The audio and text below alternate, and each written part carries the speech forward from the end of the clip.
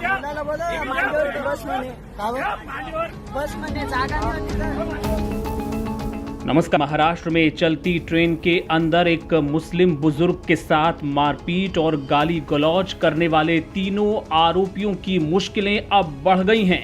इसके पहले कोर्ट ने उन्हें पहले ही दिन जमानत पर रिहा करने का आदेश दिया था। 15,000 रुपए की जमानत पर तीनों को रिहा कर दिया गया था, लेकिन अब इस मामले में तीनों को फिर से गिरफ्तार करने का आदेश जारी हो गया है अदालत से। जी हां, क्यों हुआ है ऐसा, इसकी पूरी कहानी आपको बताते हैं। दरअसल इस पूरे मामले में आरोपियों पर बहुत ही हल्की धाराएं लगाई गई थी और इस मामले के सामने आने के बाद पुलिस से ये मांग की गई थी कि कड़ी धाराएं इस मामले में जोड़ी जाएं। और इस मामले में न सिर्फ विपक्षी दल बल्कि सोशल मीडिया पर भी काफी बवाल मचा, जिसके बाद जिसका असर ये हुआ कि पुलिस ने इस मामले में धाराएं अब बढ़ा दी हैं। 2 धाराएं इसमें और जोड़ी गई हैं। इस मामले में जानबूझकर किसी व्यक्ति की धार्मिक भावनाओं को ठेस पहुंचाने के लिए शब्दों का प्रयोग करना, एक ये धारा जोड़ी गई है, और साथ ही डकैती या डकैती करते वक्त घातक हथियार का इस्तेमाल करना और किसी व्यक्ति को गंभीर चोट पहुंचाना, ये 2 धाराएं इस मामले में जोड़ी गई हैं। और इन दोनों मामलों में अगर दोष साबित होता है तो कम से कम 7 साल की सजा हो सकती है।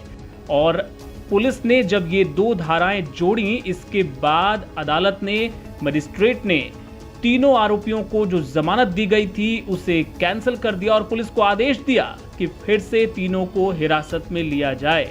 इस बारे में जो आदेश जारी हुआ है, ये उसकी एक कॉपी है जो आपको हम दिखा रहे हैं। इसके पहले तीनों को 15,000 रुपए की श्योरिटी पर छोड़ दिया गया था, लेकिन अब उनके खिलाफ ये 2 धाराएं जोड़ दी गई हैं। मामला अब गंभीर हो गया है और अब उनके खिलाफ आगे की कार्रवाई पुलिस करने वाली है। आपको यहाँ पर हम ये भी बता दें कि जो एनसीपी के नेता हैं जितेंद्र आह्वाड़, उन्होंने इस मामले में काफ़ी प्रयास किया। जीआरपी से उन्होंने कई सवाल किए थे कि इसमें हेट क्राइम, भीड़ द्वारा हमला, डकैती और हत्या के प्रयास जैसी धाराएं क्यों नहीं लगाई गई हैं।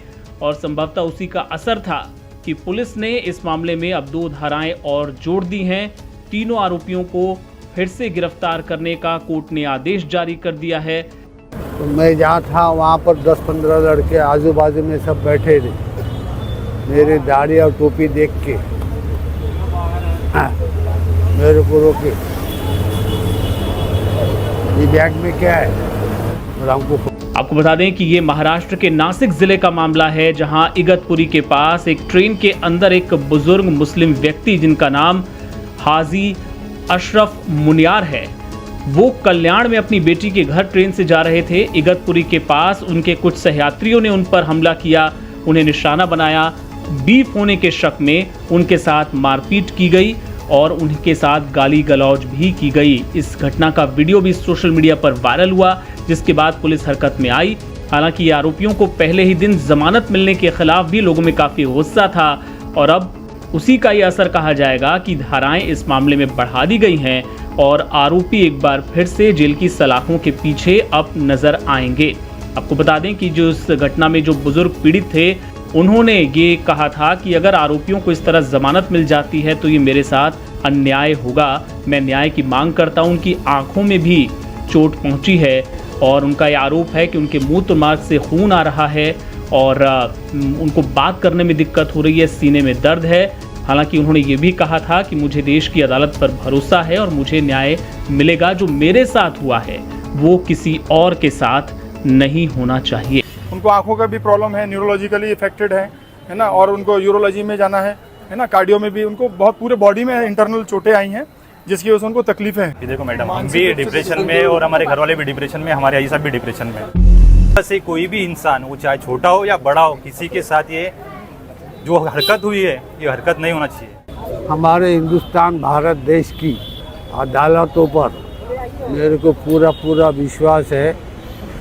मेरे साथ में जो हुआ, इसके लिए मैं दोषी को उसको उसका करतूत का सजा मिलना चाहिए। आपको बता दें कि इस मामले में आरोपियों की मुश्किल इस लिहाज से भी बढ़ गई है क्योंकि ये सारे जो आरोपी हैं ये पुलिस भर्ती में शामिल होने के लिए जा रहे थे और अब चूंकि उनके खिलाफ पुलिस केस दर्ज हो गया है, वो गिरफ्तार हो चुके हैं और अब जमानत पर हैं, तो अब वो दोबारा कभी पुलिस की सर्विस में कम से कम शामिल नहीं हो पाएंगे।